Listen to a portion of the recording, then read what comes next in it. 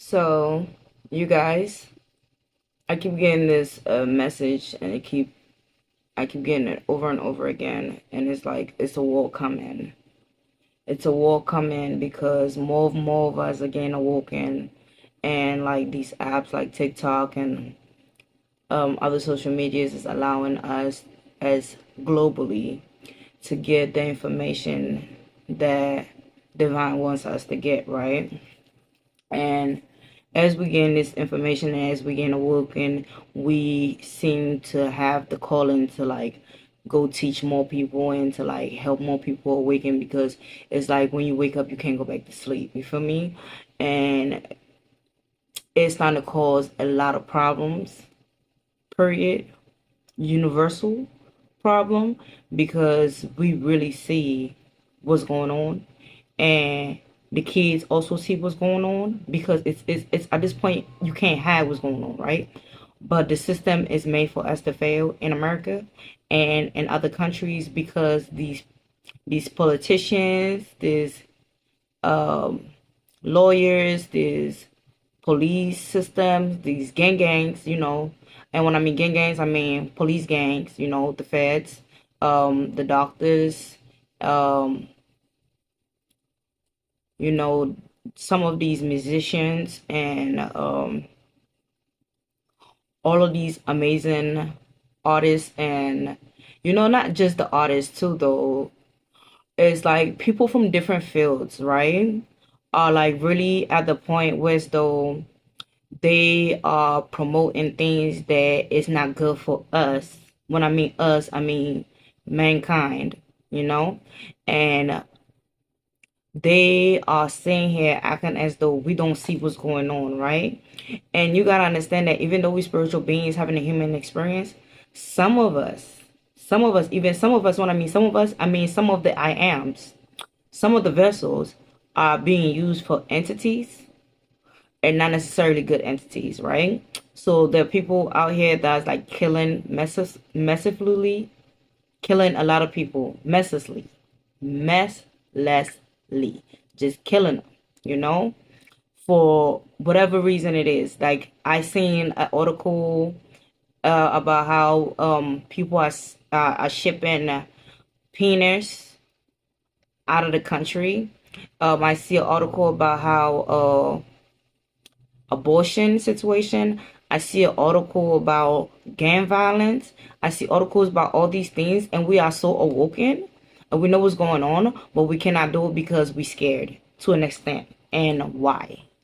Revolution happens when a significant number of people say, I can't live in this way anymore. And not only do they say it, but they do what? They are prepared to act upon it. What is unique about the Haitian Revolution is that it was the first and only successful slave revolution in history. Here was a country that established itself as a new black free republic in the midst of slavery. France became a major power primarily. Whether you are African American, whether you are black African, wherever you find yourself, whether you are Caucasian, I don't know. If you have this skin color, we are one. We just grew up on different continents, but we belong to one race. That is the black race. That is what I just want you all to accept. See a brother from Africa as your brother. Africans, see your brother from African American as your brother. See yourself as one family. That is why I love the movie Black Panther, because my definition of Wakanda is what? This is for Africans, and this is for like black people who are out of Africa. So Wakanda forever, which means what? One family. Wakanda forever. Why the Portuguese even left Portugal in the first place and came to the west coast of Africa? You have to understand what was happening at that time. Two things is occurring. The bubonic plague, the Black Death, is beginning in Europe. It'll eventually kill half of the population of Europe. So Europeans are trying to get the hell out. At the same time, the Ottoman Empire had effectively cut the entire Western European world off from trade with the East, with China, with India and other Eastern countries, and with Africa. And so now Europe, which is basically a meat-eating society, have no way to preserve their meat because there's no refrigeration. They preserve their meat through spices and salt. And so the Arabs were bringing the salt from North Africa, from Mali and those areas, and that was worth more than gold. So the Europeans were trying to figure, how can we get access to this stuff? They didn't realize the African continent was as big as it was. So they had heard Portugal, which have now become a Catholic nation, which is in partnership with the Vatican in Rome, want to go and find Prester John, the mythical king of Ethiopia that they've heard about in Europe, that there is this Christian kingdom that the Muslims have not been able to conquer. And if only they can reach this Christian kingdom in Africa, they could then outflank the Muslims and open up the trade routes again. So that's how this whole thing starts out, right? Of course, then they meet the rest of us on the way to Ethiopia. Portugal will finally make it to Ethiopia by the 1500s.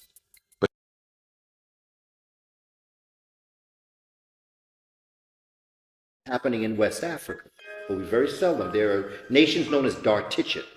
Dartichet would geographically presently be located where Ghana is. We had the Nak culture, which is where we today would call Nigeria. We have the Monomotapan Empire in what today we call Zimbabwe. There are over 300 stone structures in southern Africa. And then you have that great structure in the great Zimbabwe that shows a direct relationship to the Grand Lodge of Luxor in Egypt. You have Puanit, which is in today's Somalia, Ethiopia. You have the Kush empires that are simultaneously happening. When Hatshepsut, the great Pharaoh king, although she was a woman, she was a Pharaoh king, sitting on the throne of Kemet, her cousin sits on the throne of Puanit, or what we call Somalia. There are great things happening historically across the African continent. You have the kingdoms of Kuba and Luba in Central Africa.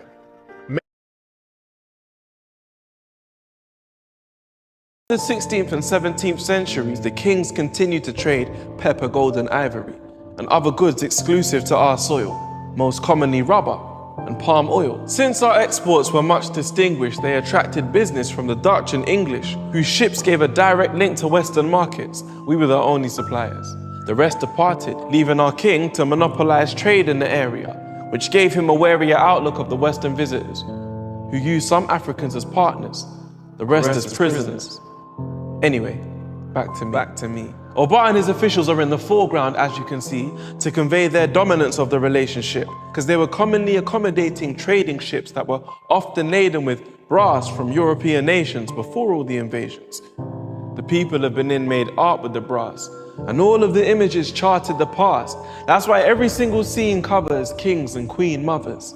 I was on the palace wall of the man that balanced all of the land. Now, by the late 19th century, the Oba suspected Britain's only ambition was colonialism. And even though he envisioned a continuation of this harmonious system, if we sever ties, we won't be imprisoned. So in 1896, when he ended the trade agreement, the British decided to invade the region. They requested a meeting with the trade official, but arrived in Benin concealing blades and pistols. Only 2 of the Brits survived. The rest were slain as soon as the ships arrived. And even though this was a well-deserved victory, it wasn't long before we felt the burn. Literally. The British response was a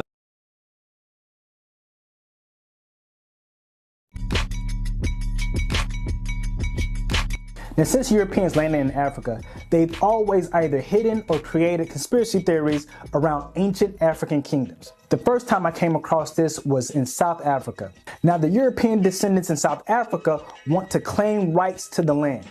But in order to do this, they started to claim the empty land myth, which states that when Europeans arrived in South Africa, the land was empty, and they got to South Africa before the black man. Now, in order to keep this ridiculous lie up, any archaeological evidence of black kingdoms existing before Europeans arrived had to be kept secret and locked in a vault. In 1932, golden carved artifacts from the 1,000-year-old kingdom of Mapungubwe was found and kept secret. These artifacts were only made public after apartheid ended in 1994.